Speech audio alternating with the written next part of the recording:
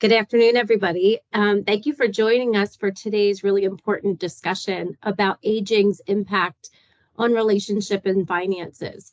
I'm Megan Scott. I'm Chief Vision Officer of Beacon Bridge Wealth Partners, and I'm thrilled to bring you this total wellness event alongside of my partner and CEO of Beacon Bridge, Steve Krzywicki, and our two very special guests, Bode Hennegen of Life Managers and Christine McGovern of Options for Senior America. Bode and Christine, thank you so much for being here with us today.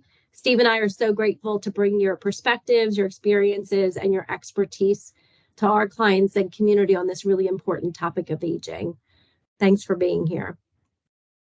Thanks for having us. Yeah. Would you guys both take a moment to just introduce yourselves and let people know, who you are, why you're here today, and why this conversation is really important to you? Sure. So I'm Bode Hennegen, and I am the owner and president of Life Managers and Associates. And at Life Managers, we support older adults with the administrative and organizational responsibilities to live independently. So any topic regarding aging or planning to age is close to my heart. Thank you, Bode. My name is Christine McGovern, and I'm the owner of Options for Senior America in Wayne, Pennsylvania. Options for Senior America has been providing in-home care to seniors for the last 33 years.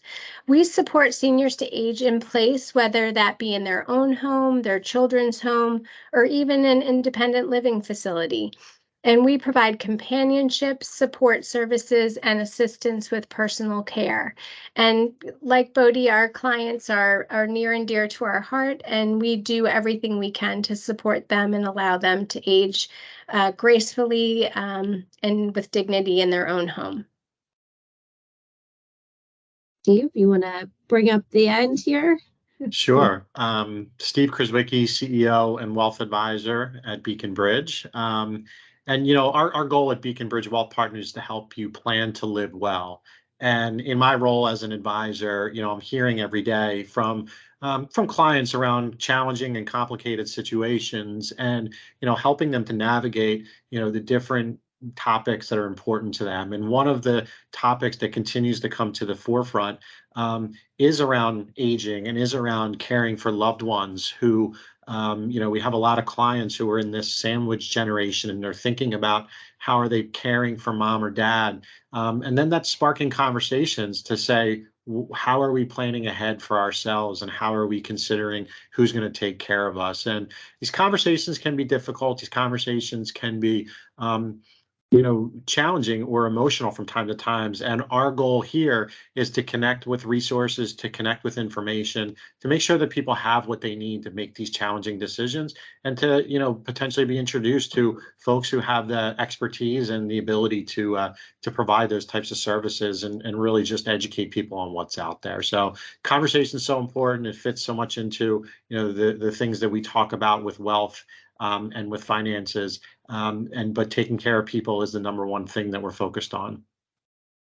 Great. So I'm really excited to jump in with the three of you today. We've had this discussion before, and I think some really good themes have popped through, and I think that applies to a lot of people. So let's get started. Just a note for all of our attendees, there's a chat feature that you can ask questions in during the conversation, and we'll certainly pull those into the conversation as we are hitting different points. And you'll also have an opportunity at the end to ask questions. And we are recording the session today so that people who weren't able to join us can also replay that recording at another time. Before we begin, I just wanted to share kind of, through that and what Steve was pointing towards in terms of why we bring this forward through a financial lens. I just wanted to share two important perspectives that I found recently on aging, more particularly caregiving, which is going to be a big part of our conversation today. First is from a fact from the most recent census. This fact says that the United States grew older faster last decade than ever before. The share of residents 65 or older grew by more than a third from 2010 to 2020, and the fastest rate of any decade in 130 years. And while that's important in and of its own right, The secondary statistic that goes along with that is the share of children declined. So, that points towards there being a really big need for caregiving. There's a really big population in the aging population, but there's also less people to help take care of those aging folks. And so, as we're looking at this from, this is our community, right? This is the people that we know, but this is happening on a really national level. It's actually happening on a global level. And so today's points are really to help people to start to think about what does aging mean to them? What impact is aging having on them? And what are some of the things that they can do to plan for aging? And then I thought that this was a really great quote from the former First Lady of the United States, Rosalind Carter, who anecdotally just turned 96 years old. President Carter is 98. They just celebrated their 77th wedding anniversary. So, kind of aging at its finest. And she says that there are only 4 kinds of people in the world: those who have been caregivers, those who are currently caregivers, those who will be caregivers, and those who will need a caregiver. And so, that was a part of a statement that she made to the Special Senate on aging, and how she was seeing aging as a really big topic for the United States as a whole. And that was, more than 12 years ago. So this is, just becoming more and more of a topic as we, all age, actually. So, Bode, let me start with you. Your work at Life Managers really focuses on helping people live interdependently for as long as possible. Can you explain what that means and frame up for us how you help provide, service really to help people living independently for as long as possible? Sure. So why don't we start by just defining what interdependent means? For most people, they spend the majority of their lives as independent individuals. I'm defining dependent as the end of life when you need help with activities of daily living or perhaps skilled living. Years ago, people would have a medical event and they would go from being independent to dependent overnight. But with the advances in medical technology, oftentimes a person is saved or cured from whatever that medical event was, but they're not recovering to 100% capacity. And so they may recover to 90%, 95%, 80%, but life is still coming at them at 100 miles an hour. And so it becomes more difficult to deal with everyday things when we're not being able to operate at 100% capacity. So at that point, it's important that people ask for help. And that's what I'm calling interdependent, because it doesn't mean that you can't live independently. It is just that you need to start to ask for help with things. Snow shoveling is a great example of that. It may be because you don't want to hurt your back. Perhaps you have a heart issue, or perhaps it's the fear of falling on the ice. Whatever the reason is that you no longer believe you should be shoveling snow, doesn't mean that you can't live independently, but that you need to ask for help with that task. And it's very easy to think about how asking for help with things like snow shoveling that not most people like to do, and that there's really not an emotional tie to. It becomes much more difficult when you start thinking about things like finances, medical decisions, or even driving. Yeah. So So that's kind of how you're meeting people today, right? correct. You're meeting them there's a need there, you're meeting them at that need. Can you talk a little bit about the mini crises? Give people an example of those that, are sort of the triggering events, if you will, that people are experiencing where you're able to help. Right. So oftentimes people don't want to ask for help until there's a need, and that need oftentimes is a crisis. And if we can get people to step back and understand that it's better to ask for help before there is a crisis. So for example, getting up on a ladder to reach something in the kitchen, on the kitchen at the top shelf. At some point, it's not safe for you to get up on that ladder any longer. And let's hope that you can recognize it before the crisis is that you've fallen off the ladder.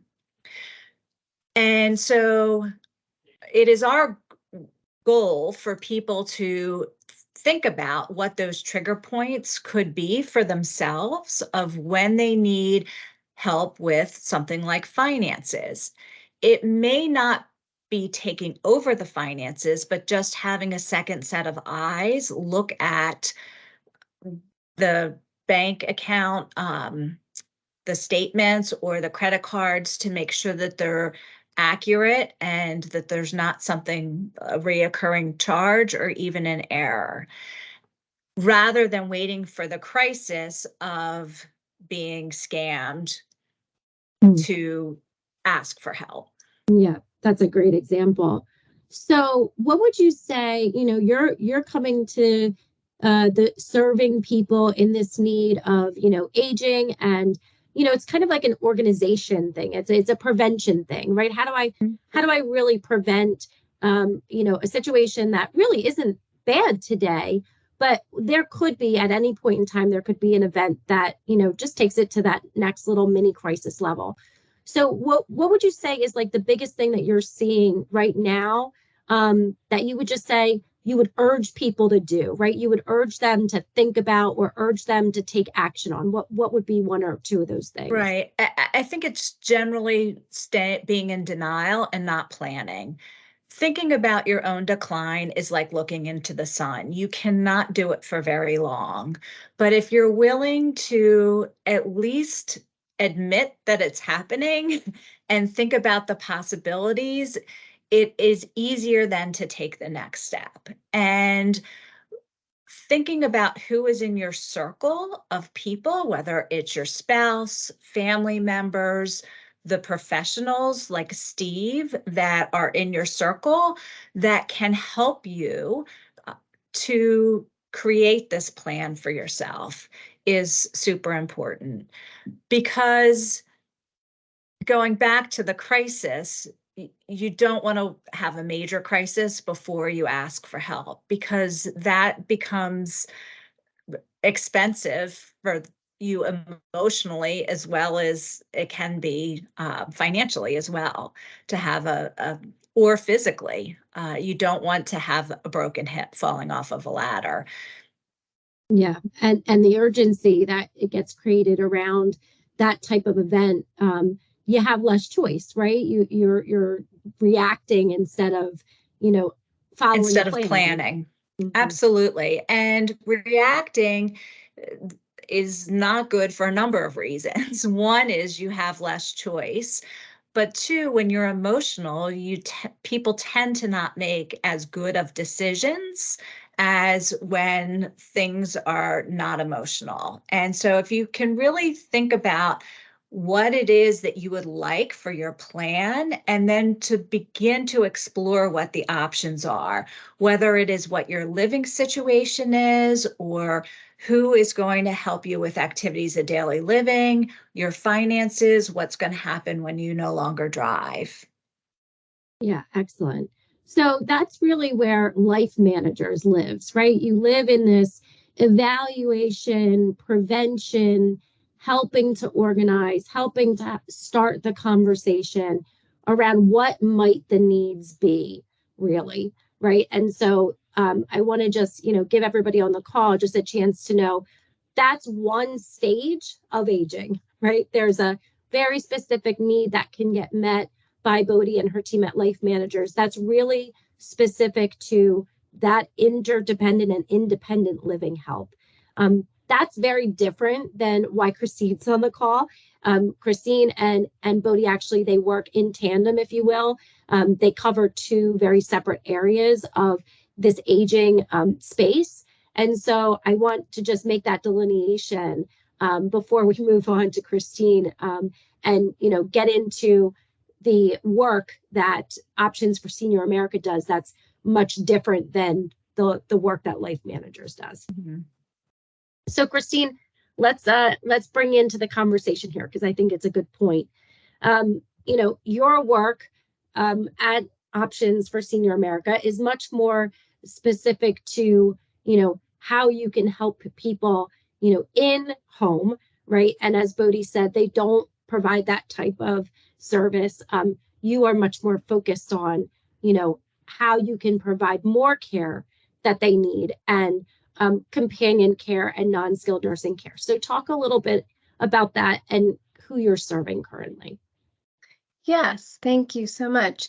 Yeah, I think I will echo, kind of a lot of what Bode was saying. And I think while we have very distinct roles, I think we're working with a very similar population at similar points in their life. Bode more on the financial side, and then us more on the direct caregiving side. So really, according to AARP, 90% of individuals over 65 want to stay in their home as long as possible, and 80% of those people over 65 expect to be in their home for the rest of their lives. So we really want to be able to support that and support as much of the independence as we can, and care for people kind of in stages, if you will. So we have certified nursing assistants and home health aides that can provide care on a part-time basis, maybe 4 hours a day, a full-time basis, maybe 8 to 12 hours a day. We have people who can actually live in the home, if people need support 24 hours a day. And then once you get to that fully dependent place, you might need 24/7 care, and we can do that as well. So some of the things that we help with, one of the major crises that we're all experiencing today is loneliness. And those individuals, once they become in their 90s, a lot of their friends and spouses may have passed away. And so they really need companionship. They want someone to come and, make a meal with them, play games with them, take them to the grocery store to get their hair done, so they can get back into society, even though they may not be able to drive any longer. So that's one of the types of services that we can provide.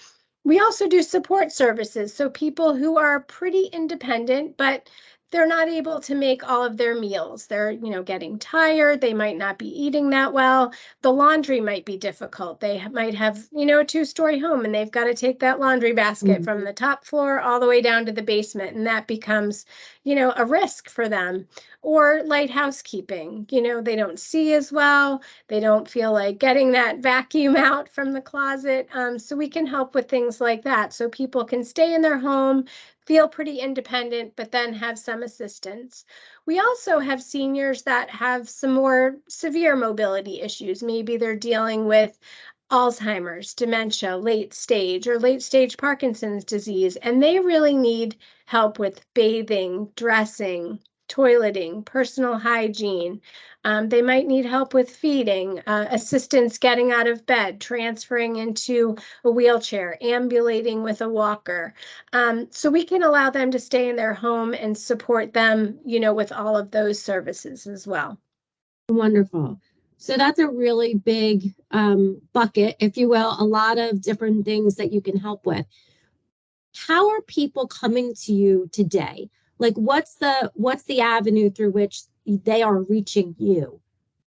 Yeah, I would say 90% of the time they're reaching us through their adult children.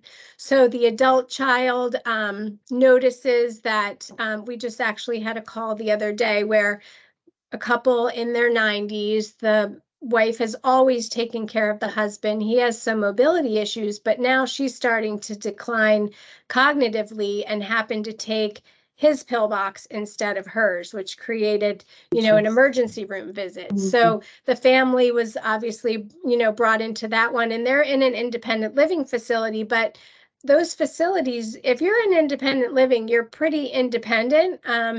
but they do have the resources you can pull on. So those adult children start to see things like that. They might see, oh, you know what, mom's not really, her refrigerator is full of food that's well expired. So maybe we need to get someone in here to clean out the fridge, make sure the groceries are fresh, make sure the house is clean.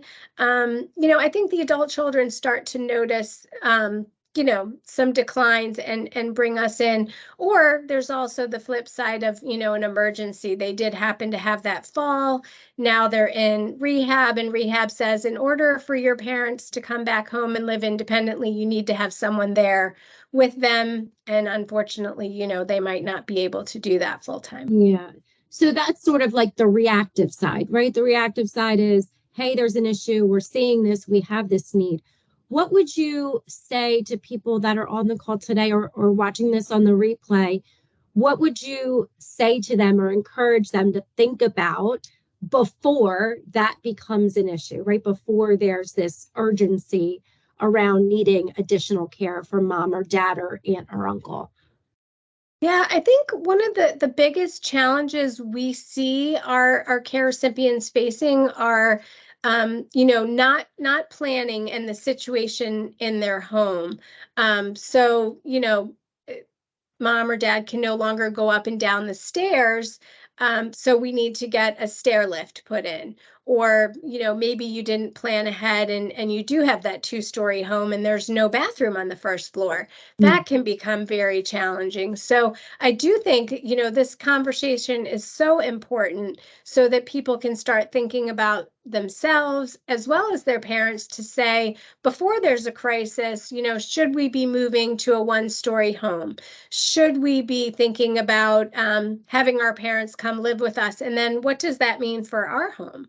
In our house, we want, my dad to come and stay with us, but we don't have a chairlift and we don't have a bedroom on the first floor. So, would that mean that we need to move to a new house in order to have him come live with us? So I think there's so many decisions to be made, so many things to look at, different facilities that might make sense, different communities, having people come to your home to take care of you. And it's just, I think, a good conversation to have with your family, because I think there are sometimes assumptions where, oh, I thought my daughter was going to be able to come and take me to the doctor every week, and then come to find out, she's got a job and children, and that can't happen as easily as they thought it could.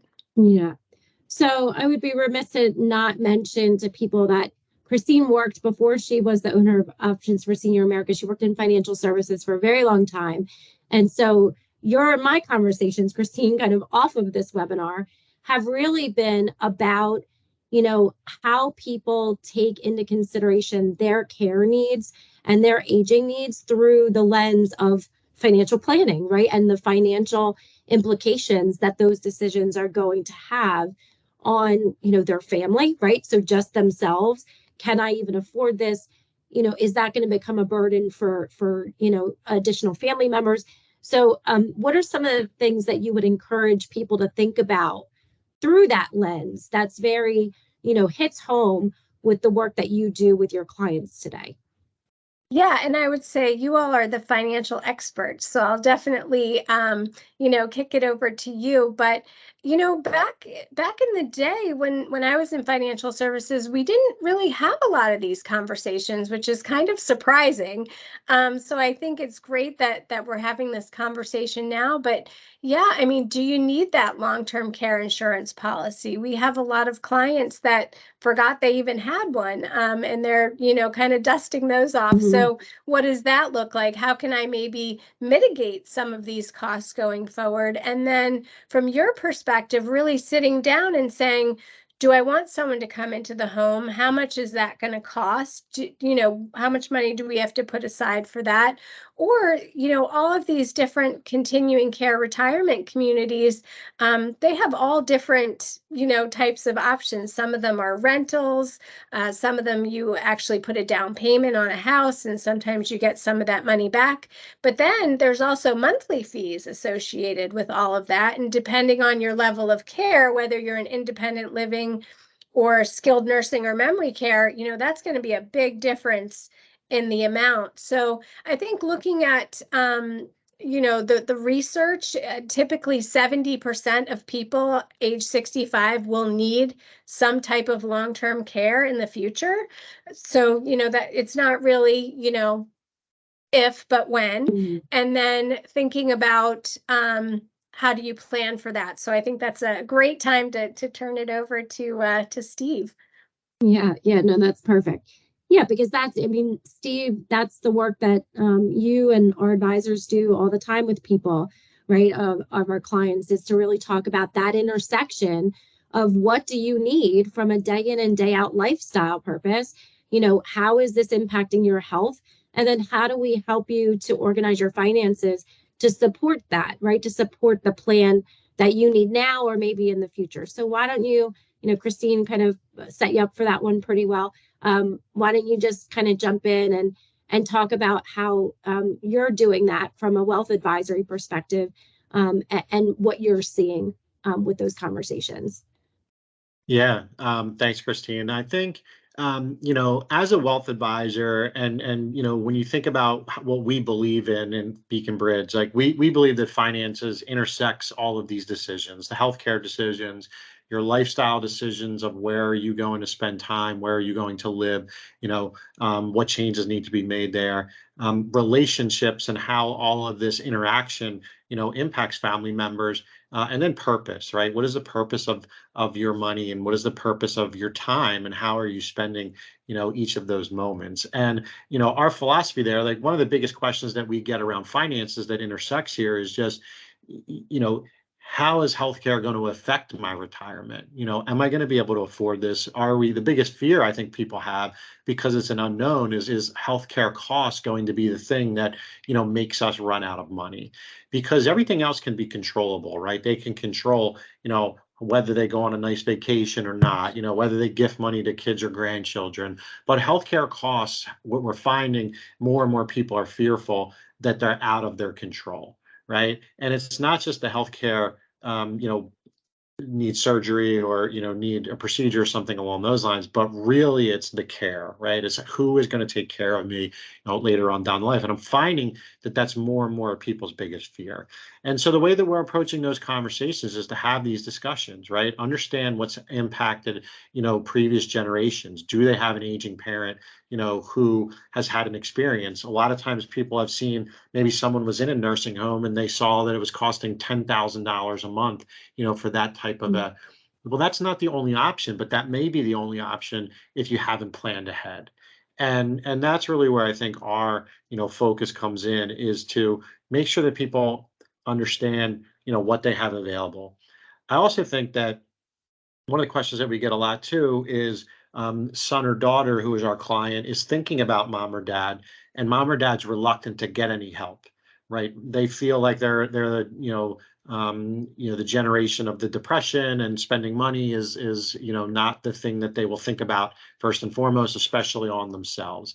And a lot of times we need to come into that conversation to help mom or dad think and say, what, you have the resources, you have the finances, like let's get you some care, let's get you some help, let's get the right people around you so that you're safe, so that you're protected, so that someone's watching out for you, because I've seen the impact it can have on a family when it's hey, I'm going over to stay with mom or dad one night, my sister's going another night, my brother goes another night, and my other sister, she doesn't, or my other brother, like they don't do anything. And it creates this animosity amongst the people, because everybody has a little bit of a different viewpoint. So what our job is to really try and help educate them and say, it doesn't always have to be that way. There are other people, there are other avenues, there are other ways that you can explore to make sure that those needs are taken care of.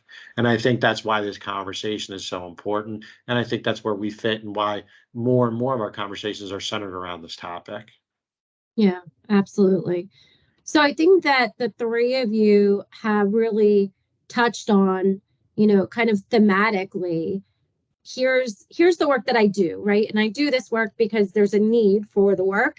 But there's also some really important points that I think we should end on before we open this up for questions, which is there is a conversation to be had. And nobody said that that conversation was easy, right? So this conversation, this topic of aging, you know, I think Bode, your analogy was great. Nobody wants to look at their aging. They can't do it, just like they can't stare at the sun for longer than 3 seconds. It's really hard, right? And it's a sensitive topic, and you know, our families aren't always the most sensitive people in the world when it comes to, you know, being inconvenienced or things like that. So I think that one of the things that I heard from each of you is you're helping families to have these conversations, right? You're helping them to navigate if there's a crisis or not a crisis, right? And if there's not a crisis, great, because that's actually better. But if there is a crisis, that you're fine to kind of help navigate that as well. I think the second point that kind of was said purposefully in some conversations, but you each offer it, which is get an evaluation. You know, if you're wondering, well, nothing that they said today resonated with me right this minute, but maybe I should get an evaluation, understand what that means, what I should be looking for, because then when that does become my reality, I have a little bit of a more of a sense of, okay, this is when I should reach out to talk to somebody. Rely on your network of professionals. And if you don't have one or you don't think you have one, we are now your network of professionals. You know, rely on somebody that you can reach out to and say, hey, I know I'm getting older, so that's like the thing I can at least, you know, have some self-awareness about. But how can I start this conversation with my fill in the blank, my loved one, my existing caretaker, even, right?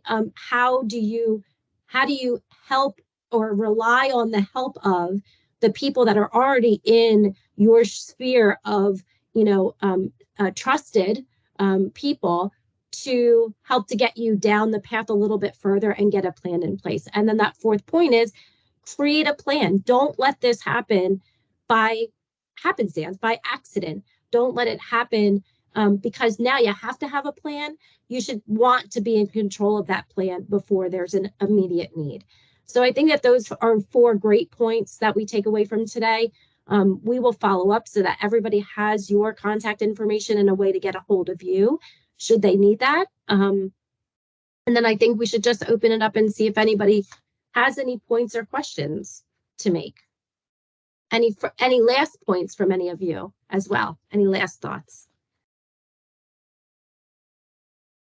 Yeah, I think I'll add you know, some last thoughts here, and just toss, you know, sort of one last question is to sort of think about first of all, just the simple fact that I think knowing that people are available to provide those help, you know, provide the help that people need is really the main, you know, topic of where we're trying to get to. I say, so Christine and Bode, like in a, you know, what are the biggest, you know, challenges you run across in terms of the conversations with, you know, with folks? So, you know, like I said, we may talk to mom or dad and we may tell them, hey, you have the resources to go get help. What are the challenges like that you're seeing on your end in the conversation of what are the, I'll call it roadblocks, so to speak, where maybe somebody doesn't go and get that help?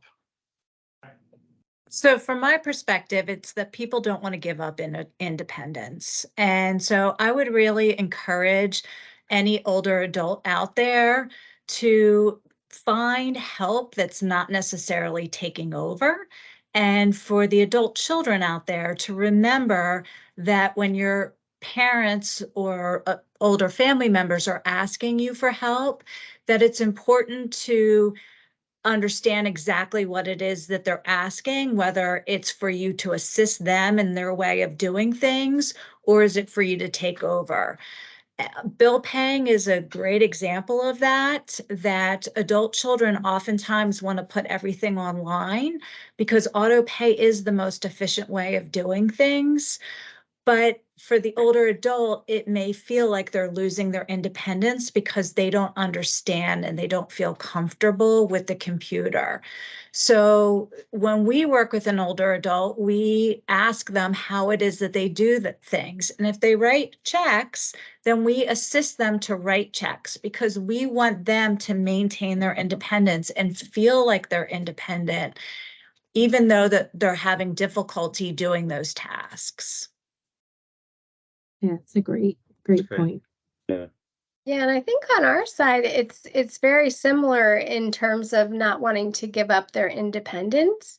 And I think when you have your family coming to take you to a doctor appointment or calling them in an emergency, it just seems less like, you're giving up your independence. They're your child, they're expected to kind of do these things. And I think it does sometimes create some family conflicts, especially when maybe one child lives close to the parent and the other three live out of state. And so that person is really taking on the lion's share of the caregiving and the emergency situations. And sometimes that even creates family conflicts between the other siblings. So I think just knowing that, especially at Options for Senior America, we're not trying to kind of come in and take over your house and tell you how things are going to run. We want you to be as independent as possible. And we just want to support that by maybe bringing some groceries into the house or taking you to the grocery store. But just really having that conversation, I think, with your family so that you're not maybe creating some family conflicts that are unintended, by just assuming that someone will be there to take me wherever I need to go when I need to go, because we are just a mobile society and people are having children later in life. So a lot of people that are technically should be able to support their parents a little more have younger children, and they're kind of being pulled in both directions. Yeah, those are excellent kind of punctuation marks, I would say, at the end of this conversation today. And I think it's just important, that as we're always looking to try and help people do better, right? Like every generation wants to do better than the last one did.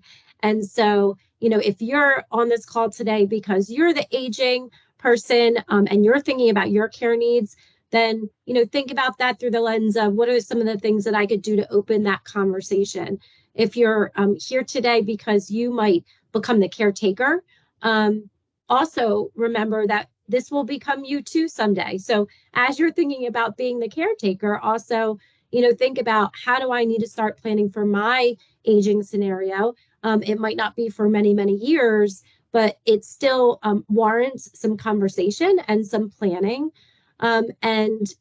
Also one last point is that if you are a caregiver today, don't forget to take really good care of yourself, because caregivers are really, they're underappreciated in so many ways. And even though they're not doing it as a glorious job, they do get burnout. And when the caregiver gets burnout, it doesn't do the scenario any benefits, because then you're having to replace that caregiver with somebody else. So, it's a really, it's a hot topic. It's a topic that's not going away anytime soon with this silver wave of baby boomers, aging and living to be centenarians. So just know that in Christine and in Bode and in Steve and our collective teams, that you have a resource to come to help you through your very specific scenario on aging and how that's impacting both your families, yourselves, and your finances.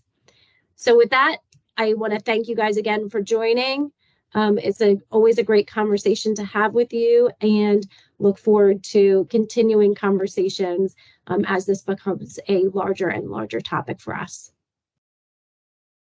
Thank you so much. Yeah, Thank you. and thanks for everybody that joined.